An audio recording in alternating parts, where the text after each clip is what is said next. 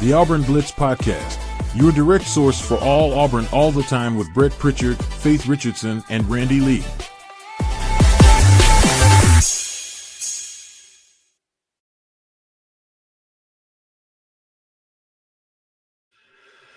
Good morning, everybody, and welcome into the Auburn Blitz Podcast here on a Friday. We are glad that you have joined us wherever and whenever it is that you join us each and every day here on the Auburn Blitz and making Auburn Blitz part of your daily Auburn athletics. I'm Brett. That's Randy. We'll have Faith in about 25 minutes, so looking forward to spending this Friday with all of you out there. You can get your predictions in for this football game tomorrow that kicks off at 3 in Nashville. I know a lot of people are going, despite the results of the season. It's still a great opportunity to take a good trip that's within driving distance. It's a good place to go hang out and then have fun. Can Auburn help that? We'll see. We'll talk about that this morning. Auburn gets another win in basketball. We'll talk about that a little bit later as well. We're going to break down this Vanderbilt game because DJ Durkin going into his first game as the interim head football coach here, and you didn't have a lot of time to do much. You get told on Sunday you're taking this team over. You have a press conference on Monday.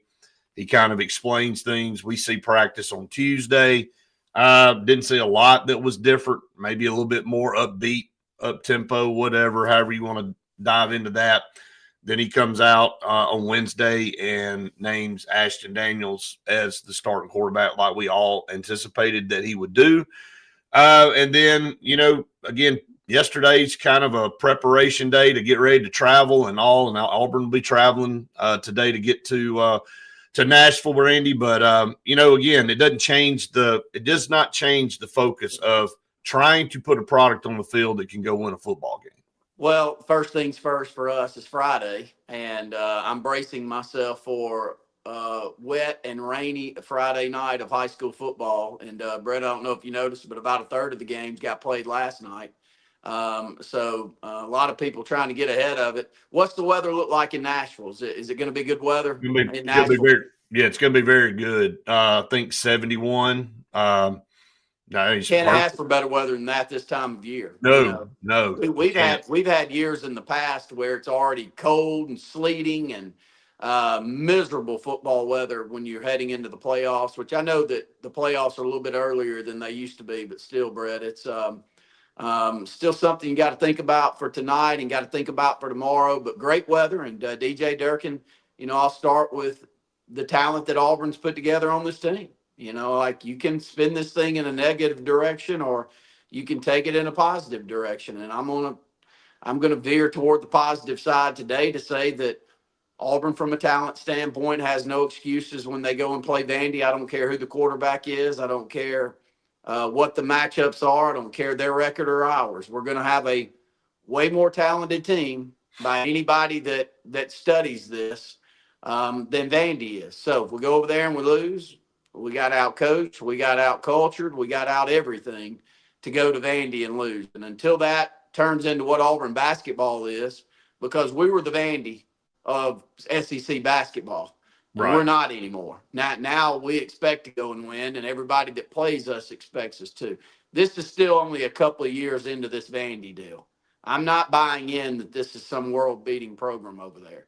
I mean, until we get back to the thought process that we're going into Vandy, into Nashville, and Auburn's Auburn, and they're Vandy, and we should go over there and win. Then, and I'm not trying to make it tougher on DJ Durkin than it deserves to be, Brett, but he's got better talent than they do, and it should end up showing out there on the field. Yeah, I've always felt that way. You know what you just said, I've always felt, and I feel like that holds true today. And when you compare rosters. If you were on the playground, yep, and you said, which team you taking? I'm taking Auburn because I'm looking over there going, and I know Vanderbilt's got some better players now. I'm not taking anything away from them. And you know what? Their culture's obviously been a lot better under Clark Lee than what Hugh Freeze was able to provide at Auburn. And then previously Brian Harsin. So, give credit where credit's due. They've done some things right. And the reason they can take a team and they can put a Diego Pavia on there that's kind of gritty and kind of has a chip on his shoulder because he's always been told he ain't good enough. It's there's something to be said about that, where you take that extra mojo into every competition going, I've done all this and people still don't buy in. People still don't think I'm up to par. So that's the way Diego Pavia plays every play, not just every game, every play. He's like, I'm going to beat you on this play, and then I'm going to beat you again. And then that culture, his leadership, I guess, has permeated that. And Clark Lee's done a great job of taking and saying, look, why can't we win here? If y'all buy into doing things the right way and with the transfer portal and the things that we can do now to kind of close the gap on some things, why can't we win football games? And they've started winning, and now they've started believing. The difference between Vanderbilt and Auburn on the defensive side, without a question, they feel like they can go out and compete with anybody in the country. This offense has been so bad that it brings the entire feel of the program down. Randy, listen to this. On the last 18 drives since the first whatever drive of the Arkansas game, Auburn has not scored a touchdown. In 18 drives, 18 possessions, Auburn's gone without scoring a touchdown. I mean, that's at the level that Auburn is at in this conference, with the roster they have and the weapons they have on that side of the ball. That is almost unfathomable that Auburn has not scored a touchdown on its last 18 possessions. What's the feel you get before the drive starts? That's the problem with Auburn. I mean, I don't know about you, but when I watch us play offensive football, I'm like, man, I don't have any confidence that we're going to turn the corner. But I tell you, tomorrow's a new day. It's a new opportunity for an offensive coordinator and Derek Nix to scheme up some things that he has, I'm sure, been seeing all season long, and see if he can do it, Brett. If he can't, he can't. It's not going to be any different than what we've seen so far. I mean, we just put up 3 points against the worst team in the SEC outside of us right now, and that's Kentucky, at home at night. So, like, the beauty for DJ Durkin is it can't get worse than that. I don't see it getting. This defense, they're going to show up to play. So I'm going to steer on the positive side again and say I'm very hopeful. Can you get this game? Can this thing be low scoring enough to give Auburn a chance? I'm hopeful that it doesn't need to be low scoring enough. I still think we're talented on the offensive side of the ball, Brett. I don't think we need to win a game 14-13. I'd like to think that we can go to Vandy and score 28 points. If we can't, we're not going to flip this thing. And this coaching staff's probably not the right one. I know that, you got on to me the other night by making a little bit more out of this game than maybe I should, but I'd like to see this coaching staff get an opportunity and get a chance to be retained, and DJ Durkin be the head coach. But I don't think that that's even a possibility without winning on Saturday. I think it's a strong possibility if he wins Saturday, wins against Mercer, and plays Alabama well. And those are 3 things that I think Auburn, with the skill athletes that we have, should be able to do. I believe that. I mean, we got Alabama. I like the mindset. I like your mindset. I'll be honest. I think we've gotten in some kind of doldrum, thinking, oh, well, let's just go see what can happen, see if we can make this thing ugly enough to give us a chance. I mean, when did we stop figuring out? It's amazing. Like at a certain point, you've got to sell to your players that you're the more talented team. And yes, things haven't gone in our favor, but they can. I mean, it's going to flip at some point. I mean, this is Auburn. We're miserable right now, but it's going to flip. And when it flips, I'm hopeful it flips like it did in 2010 or 2013, where we weren't very good football teams the year before those. Right. In 2012, we're the worst team ever. And then all of a sudden, it's like, hold up, we can run the football. Oh, we can run the football 300 yards a game. Oh, no, I didn't know we could do that. We didn't change a lot of the players other than Nick Marshall showing up. But, we had Trey Mason. We had some of these other pieces. We just didn't put it together. I feel that way. I think Jeremiah Cobb's all SEC caliber back. Believe that. I mean, unless the people that tell you what 4 and 5 stars are what the transfer portal you want me to back up what you just said? You want me to back up what you just said? Please. SEC rushing leaders right now: Ahmad Harvey, Hardy, excuse me, with 967 yards. Keywan Lacey at Ole Miss got 863.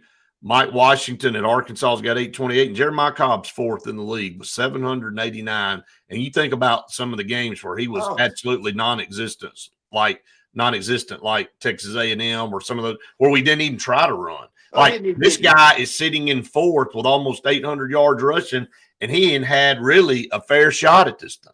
And knocking on the door of 1,000. It's mind numbing. It's like going back to that 2012 season with Peyton Barber, and then the next thing you know, 2013 pops up, and you're like, I thought we could do it. Yeah. It's kind of random that now all of a sudden we're leaning on somebody. But back to my point on the people that are rating. I mean, you'd have to miss on every offensive lineman we've got out on the field to think. I mean, does Vandy have a single offensive lineman on their roster that matches anyone that we have from a rating standpoint? Now, I'm not saying are they getting coached up and developed and better players. 100% there. I think that's been happening. I think even any Auburn fan would say that. But my point is back to the start of the show, Brett. You got to go on the road to Vandy and know that you've probably got twice as many top-tier athletes as they do going on the field. No question. And until your mentality goes in that direction, you're going to keep losing to Vandy's of the world. And that's unfortunately where we've been too long. Right. And I'm real hopeful. I'm really looking forward to watching. I mean, you know, I like Derek Nix. I like him a lot. I think he has recruited our high school as hard as you can recruit one, hasn't he? I mean, he's there all the time. And so I appreciate that. And I appreciate what Hugh Freeze and his staff did in the state of Alabama to get feet back on the ground in all of these high schools that you cover more than anybody here in this state.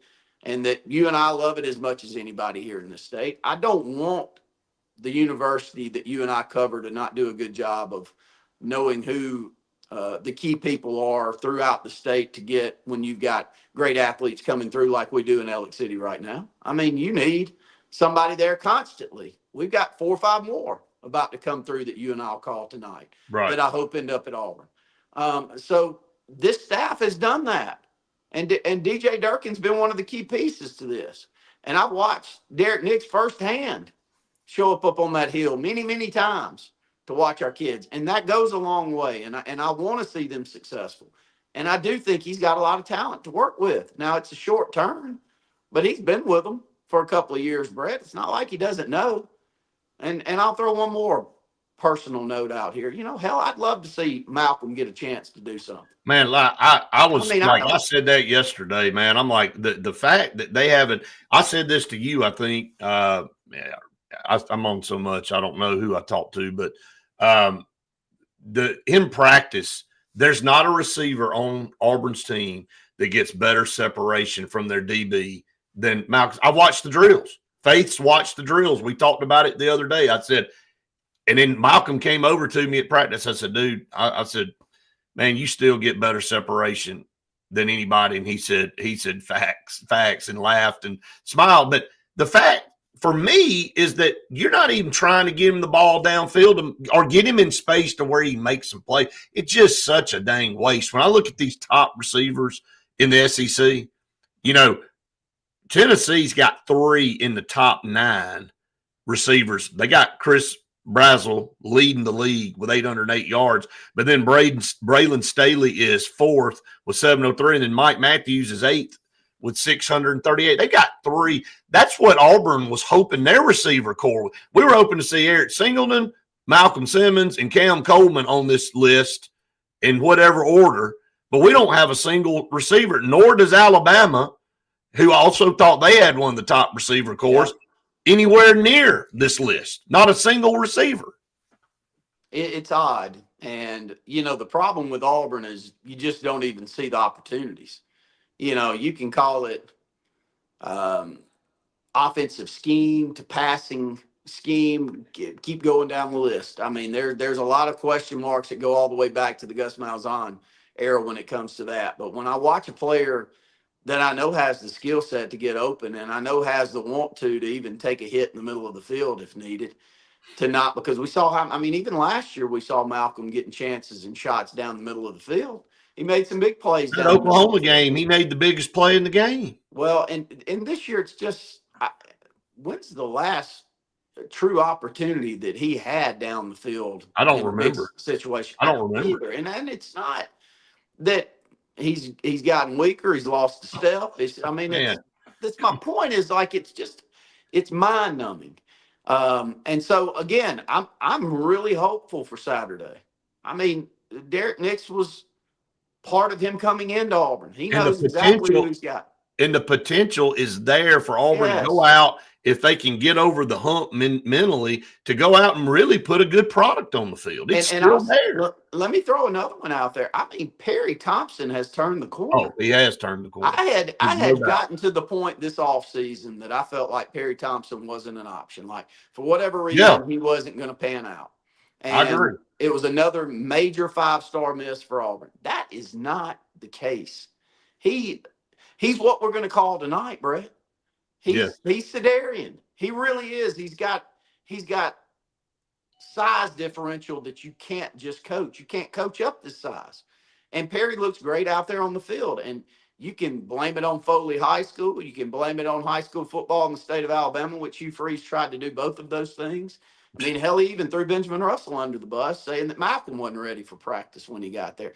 Look, all of those things sound fine when kids are getting opportunities and they're getting better. It sounds good. But when they're digressing, which is what it has felt like's happened at Auburn over the last couple of years with them, then it's a problem. So, look, those three you just brought up, add Perry Thompson to the mix, Brett. Well, yeah. Well, you just brought up Sedarian. Everybody was like, we wanted Sedarian at Auburn, blah, blah, blah. I'm like, how about take advantage of the plethora of 5-stars you got now before you add another one to the mix? I mean, you got these guys, you hope, that are going to be around for a couple more years. This was going into the season, and I'm like, yeah, you want Sedarian. We all did, but heck, you got 4 guys sitting down there right now that anybody in the country would take. No, I agree. I mean, and I think that the skill set and the size, I think they're pretty equal.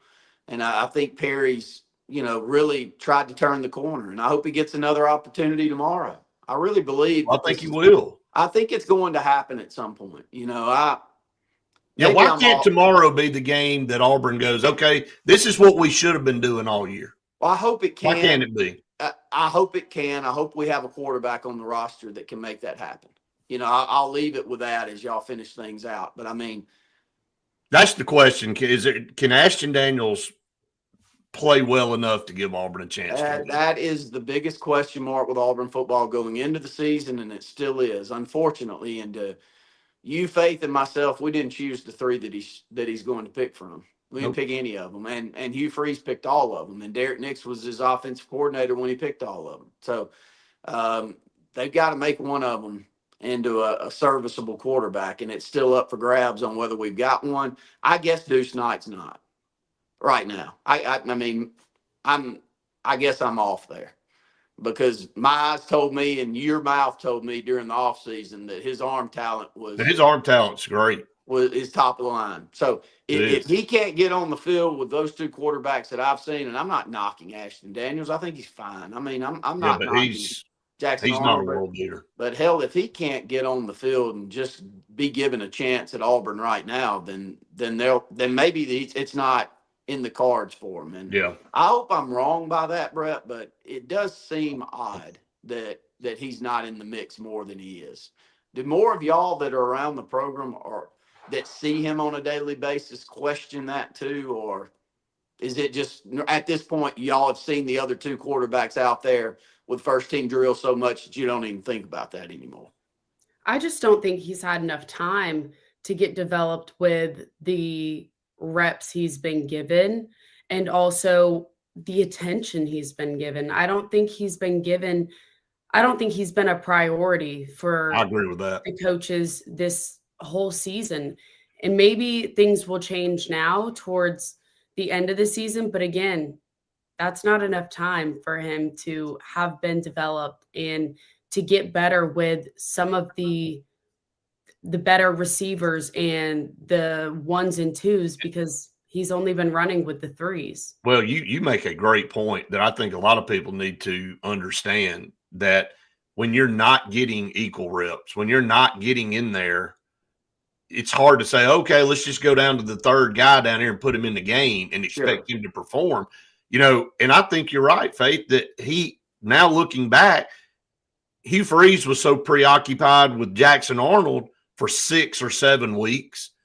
Even Ashton Daniels was bumped down, and he's trying to catch up now and get more reps. So, it's not a fair shake for Deuce Knight right now to go out there and try to be the quarterback in week 9 of the season when you haven't really had any reps at all with any significant second or first string at all. It's mind numbing. So, I mean, what Faith said is what I suspected was the issue. And,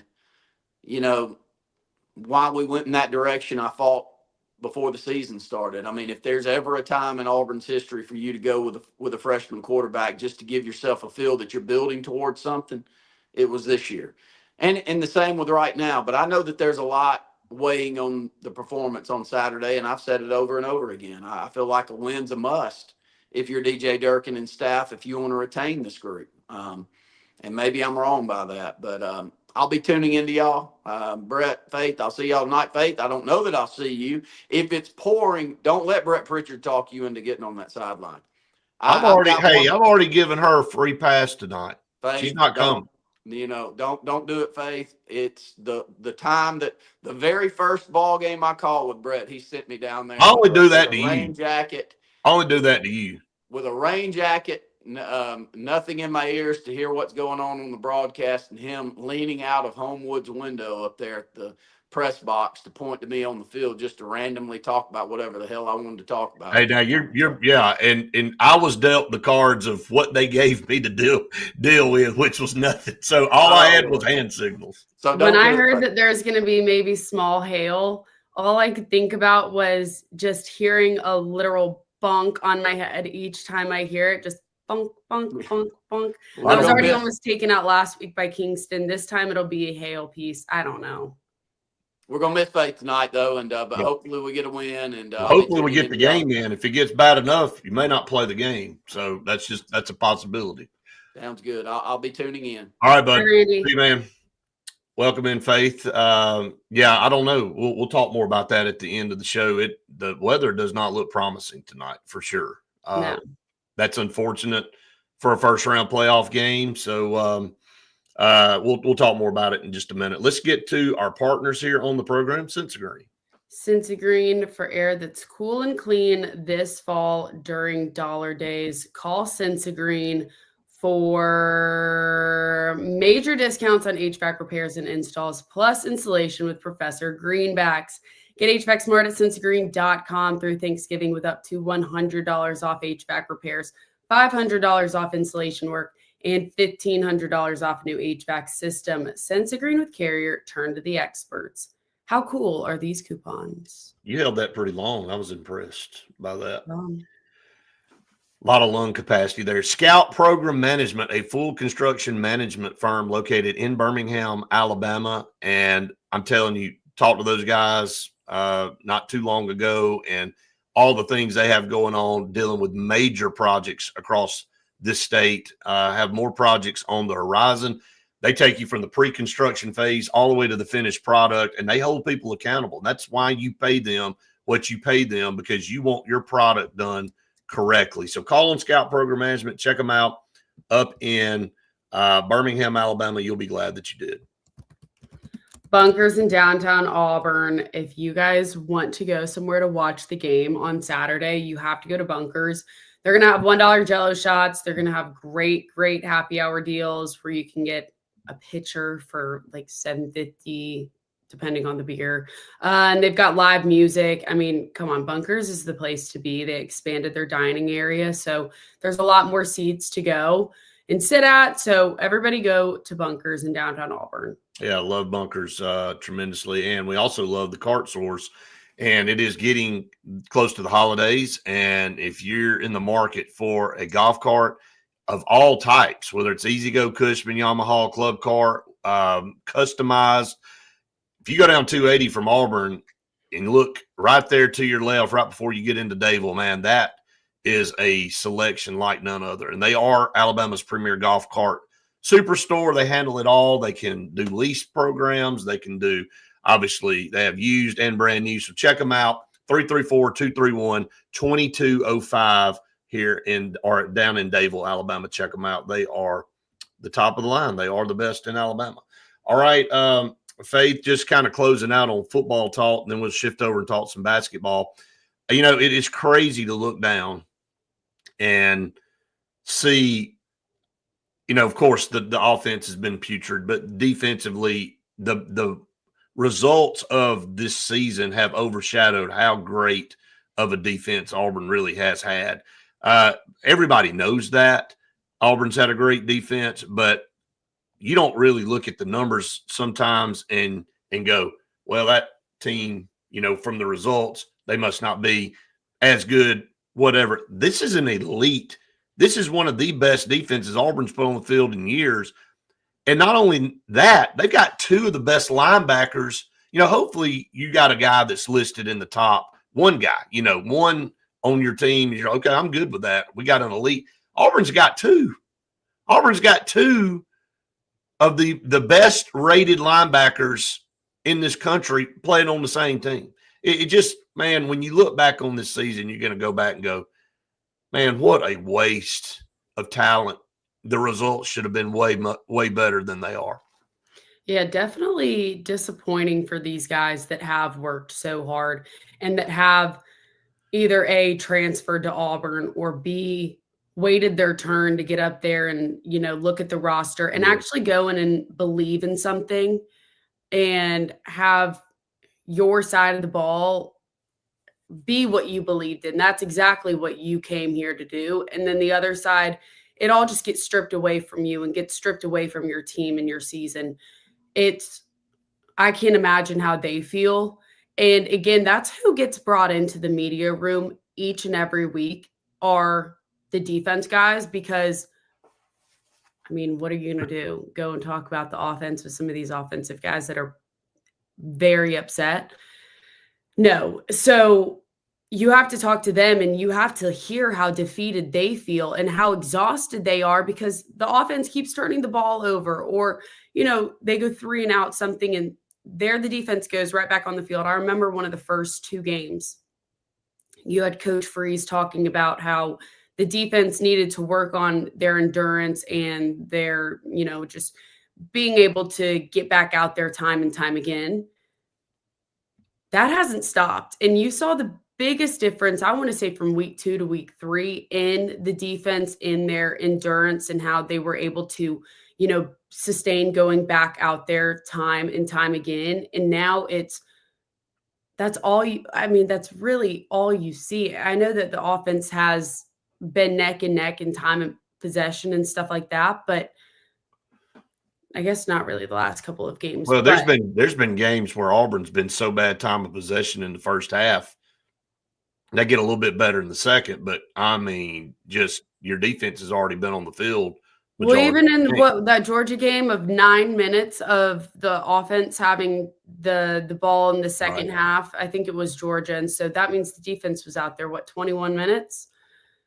You really do see just a lot more of these defensive guys working harder and harder, and they are getting better and better. And it's tragic to see the offense getting worse and worse. Yeah. Somehow, and before you jumped on, I gave a stat again, another one of these in a long. We need to be writing all these down and storing these unbelievably bad stats in some place to go back and refer to. But Auburn hasn't scored a touchdown in the last 18 possessions of the season. The last 18 possessions dating back to the first part of the Arkansas game, Auburn hasn't scored a touchdown. I just want that to kind of resonate a little bit and just kind of marinate a little bit on how bad, when you hear over and over and over these horrific stats, add that one to the mix. That one definitely needs to be pushed up there. But closing out football talk, you continue to get your predictions in. Tiebreaker will be Jeremiah Cobb rushing yards. We got a bunch of those rolling in over there. Faith and I also will be on at noon today, so you can get your predictions in there as well. So make sure you just get them in. Pepper Tree Steaks and Wine, gift certificates available there if you are the winner. So have we announced the winner from last week yet? I don't think so. I think that needs to hang on. I'm writing this one down. I don't think we have. We can do that at noon today. And I can confirm that this one is this is gonna be a lot of math for me. Yeah, let's wait till noon because Friday's usually our day that we announce from the previous week. We make you wait all week. We don't let you know like most people let you know on Monday. We like to let you know the entire week go by right before the next game who wins. So we kind of do that strategically. Can I just say really quickly? Yep. The lowest points that the predictions have for Auburn last week was 27. The lowest point total for Auburn? Yes. You and I walked out of the stadium talking about that, remember? We were saying, how are you going to figure out who is even close on this prediction? Going to have to look at Kentucky's score, I guess, and kind of go from there because it's so putrid for Auburn. You can't. I mean, you can't even compare it to anything. It's the score is so far off. So, wow. Yeah, we'll let you process all that and let everybody know at noon today. We'll be back with you for the Auburn Blitz noon show. And so make sure you tune in there. Can continue to get your predictions in. All right, Faith. Also, one other real quick thing that you and I talked about last night. Auburn's last 3 full-time head coaches have been at Arkansas State. Hugh Freeze in 11, Gus in 12, and Brian Harsin in 13. Like, and somebody said online, said, "Congrats, Butch Jones. I guess you get the Auburn." Like, what is the deal with the Arkansas State pipeline to Auburn? So, I mean, look at them with a new head coach in those 3 years in a row. There's a reason they fired all of them, I guess. Yeah, and it didn't work out. All right. Auburn basketball last night gets the win, and a lot to dive into. I know this was not some juggernaut of a team in Merrimack that rolled into town, and it was off to a little bit of a shaky start again, but Auburn got its sea legs under them. No Keyshawn Murphy in this game, which look, they're going to have to let him get healthy, man. Like he's trying to go, and he kept going back and forth the other night to get therapy against Bethune-Cookman, who, by the way, got their doors blown off by Miami last night. Was 104-61 or something like that. Just ungodly. But you flip the page, you move on from that. The constant that looks like it's going to be every night, regardless of who. And I know in SEC play, they're going to scheme and they're going to do things to make it more difficult. But Keyshawn Hall is going to put 20-something points on the board almost every night. Now, defensively, he's got stuff to work on, but he had another double-double, 25 points, 14 rebounds in the win last night. And when you look down, the points were spread out a little bit more, but and he's the cog in the wheel for Auburn on offense. This is what stood out to me the most in the post-game press conference that Hall said, if you want to score the ball, how about you go rebound the ball? That's something that we saw a bunch of last year with everybody. Once somebody shot the ball, everyone, it looked like they were almost all the way back down the court to go play defense or something. And now this year it's a must to go follow your ball. And that's finally something that I think has been a lot better because offensively last year, they were struggling in offensive rebounds. And, speaking of rebounds and speaking of an inside presence that's been sitting over there on the bench, I know he only had 4 rebounds, but 11 points by Emeka Oporum. Like, how great was that to see a 7-footer, like, because Auburn's going to need him. In a team that Stephen Pearl said at the before the season started, this is a team that's got to go 11 deep this year for Auburn to have a chance. This is not a 7-8 deep team like they were able to narrow it down to last year. He said they've got to have contribution from 10, 11 guys, and everybody was wondering about Emeka Oporum. Could he contribute? Well, he showed last night he could. Got in there, was outstanding at the rim, looked athletic. I know some people thought, man, is he as athletic as Auburn needs him to be in this? Looked athletic to me. Didn't look like a guy that was stumbling around. Looked like he was very sure of himself. And so excited to see Emeka Oporum get 19 minutes and score 11 points. Yeah, a big night for him. And like you said, the way the minutes were spread out also throughout the game and the points spread out throughout the game, it was a good game by Auburn. In the second half, though, that's really where Auburn just started to kind of run away with it. Yeah, I think I sent over to you last night. What did they have? I don't even have it in front of me. What did Auburn out-rebounded Merrimack with 31-5 in the second half. That's what I was. Who only gets 5 rebounds? I know. Yeah, that's why I sent it to you. So off the top of your head, who only gets 5 rebounds? So better job. Again, it's Merrimack, but I'll say this about Merrimack. They came in, and I thought they had some great players. One being Ernest Shelton, who had 23 points and 4 rebounds. And let me tell you something. He was a D2 transfer to Merrimack, and I'm going to say this. If he keeps playing like this, he ain't going to be at Merrimack next year. Yeah. He'll be on some blue blood team because of the portal, and you show out. That's how Janai Broom was found. Janai Broom, at Moorhead was just tearing it up, and then all of a sudden you look up and ends up in SEC, and he's up for Player of the Year. Like, I can see an Ernest Shelton, the way he played last night against a very good Auburn team that defensively, that's what Stephen Pearl's known for. He had no problem going and getting his. Yeah.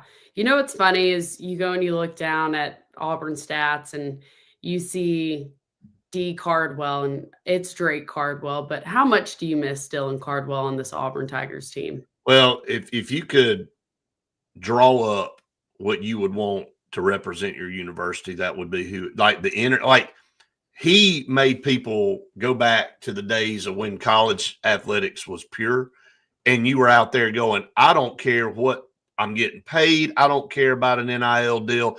I just love playing basketball. I love playing for this university, and I'm going to lay everything I got in my body out for this program. That's what Dylan Cardwell embodied, and that's what everybody still longs for. Yeah. You got great players, and they go out and put up big numbers and all that, but you can't mask the energy and the excitement that Dylan Cardwell put out every time. He would basically say, I am blessed to be able to come out here and do this. 100%. And so you're nail on head there. Auburn will forever miss Dylan Cardwell, and maybe there'll be another Dylan Cardwell come up down the line. We all hope so, that you find another Dylan Cardwell. But man, that's what you want, in a player, and the whole team doesn't have to be Dylan Cardwell's. But, man, if you could get one on your team every year, it makes you feel a lot better. Here's another stat going along with the rebounds. The first time Auburn has ever out-rebounded an opponent by 30-plus in a single game ever in the history of the program. First time they've ever out. So, and I think I sent over to you, it's the most points Auburn scored in the first 2 games since 1998. So, look, we used to just talk about, on football, how bad everything is and all the bad stats. We are reeling off some pretty impressive stats for basketball already this year. I know we had a near miss with Bethune-Cookman, but you know what? First game jitters. But you turn the page in basketball. Like, if you don't come out and play well, there's a chance in basketball somebody's going to shoot. That's why the tournament's so crazy. Like, you can have a tremendous season, and you go up against a team that has one guy that's shooting the lights out that particular night, and he can knock you out of the tournament. Duke has gone out in the first round. Kentucky has gone out in the first round. Lord knows we've gone out in the first round, right? So it doesn't matter you won 26, 27 games. It's basketball's game to game more than probably any sport, because somebody can be lighting it up. So it's about finding ways to win. You know what people are going to look back if Auburn has a tremendous season? You know what they're going to look back on that Bethune-Cookman game and say, oh, they won it, didn't they? Yeah. Well, that's the same thing that we keep talking about in football, of those games against Oklahoma and Georgia of, oh, they were so close. It's an L on your season. L.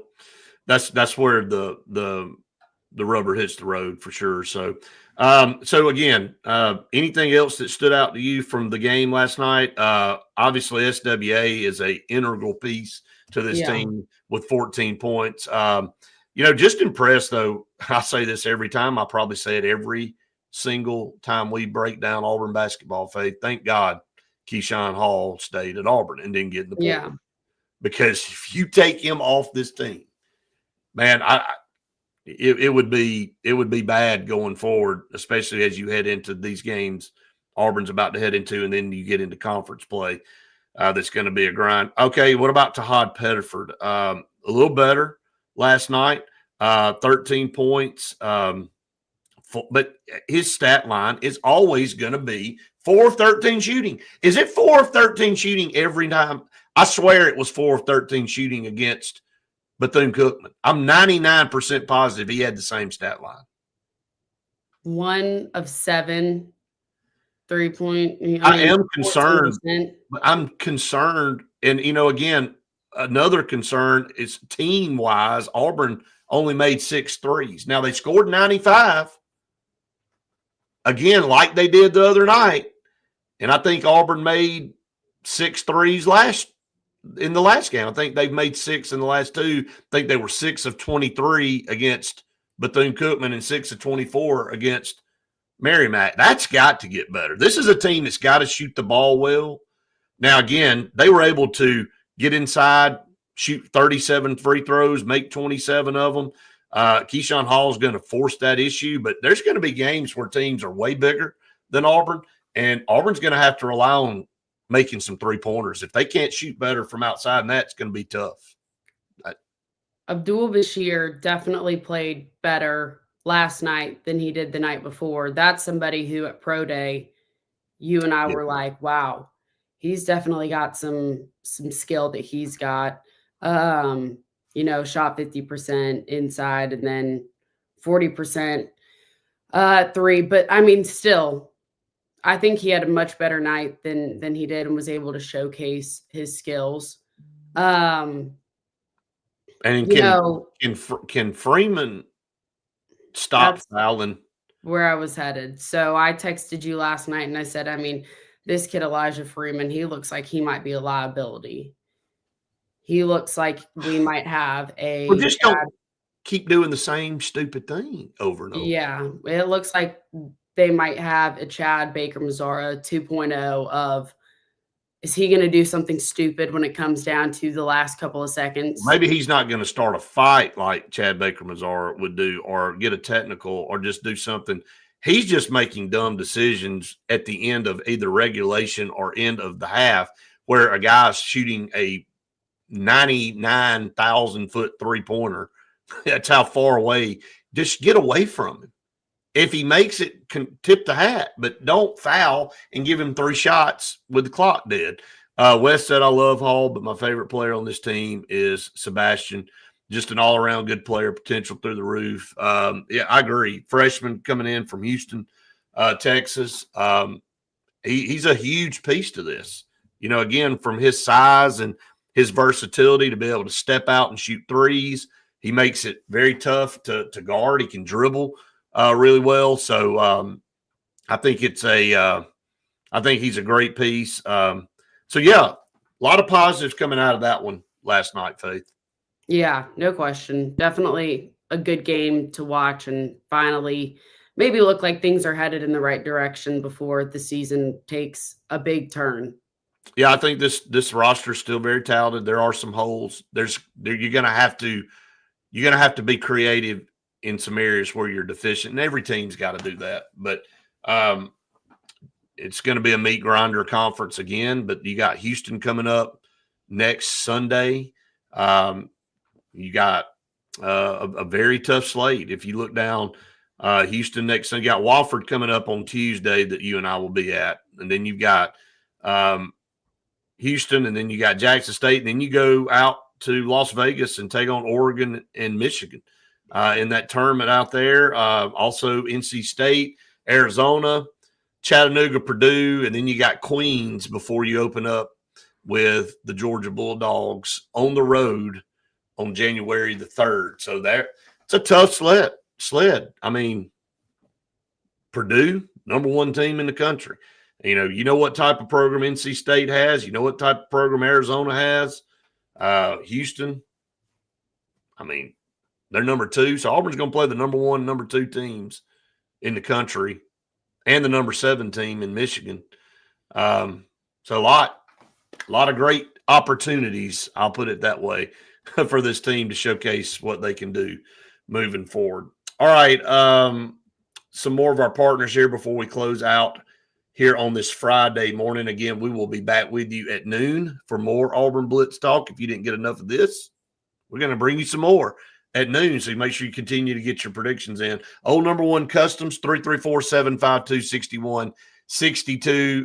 Bathrooms, kitchens, living room areas, outdoor living spaces. Man, how awesome is it to be able to have an outdoor living space with a big fire pit and a kitchen and all that kind of stuff? It doesn't matter how cold it gets. You can have that fire going.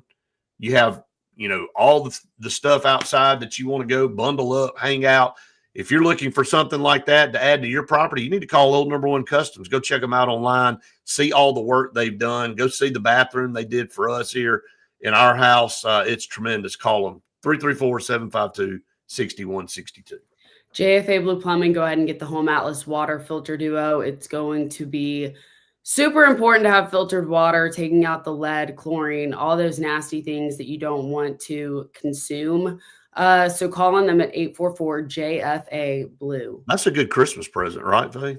Hey, I mean, a Christmas present, I'd want. Hey, that's one that just keeps on giving. I mean, that keeps giving you purified water all year. Oliver Ross, if you've got a tailgate coming up, wedding, excuse me, holiday party, anything of the sort, please call on Oliver Ross to be your bartending service. I know that there's a lot of people that have a lot of things going on this holiday season, so go ahead and get them all set and booked for your holiday party season, work, whatever it is. Get Oliver Ross. Faith, if we have a holiday party, we're booking Oliver Ross without a doubt. I know we're talking about that. So, Mark, get ready. All right, Russell Medical Center, big time medical care in a small town atmosphere, off 280 in Alexander City. You don't have to fight the big city traffic, all the things that come with that. You got top premier health care right here in your backyard, and they are partnered with UAB Health, one of the best healthcare systems in the entire world. And Russell Medical Center voted one of the top 3 best hospitals in the state of Alabama. Saw Morgan yesterday in their marketing department, Faith. Just tremendous people over there. Just great to talk to them and work with them. So friendly. So check out Russell Medical Center. Very great, very good facilities, great doctors, and they'll put you in the right position with the right doctors for the things that you need. So call on Russell Medical Center today. All right.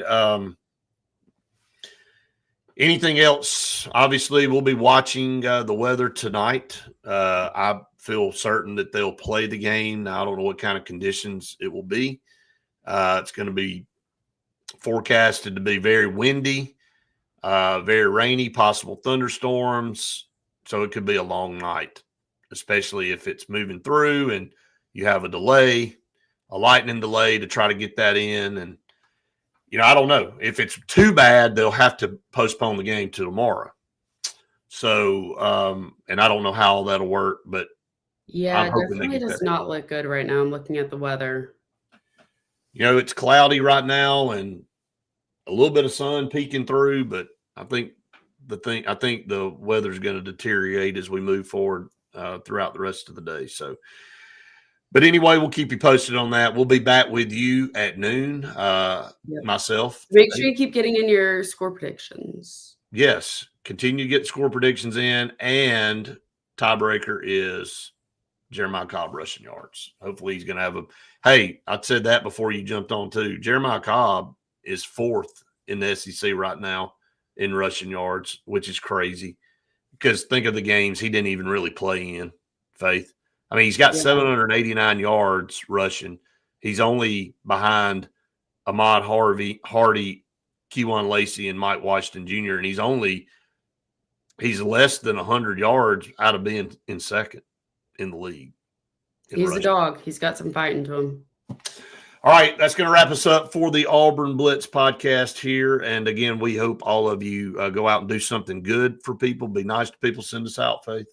Hope everyone has the best day ever. And we'll see you again at noon for the Auburn Blitz show. Have a good day.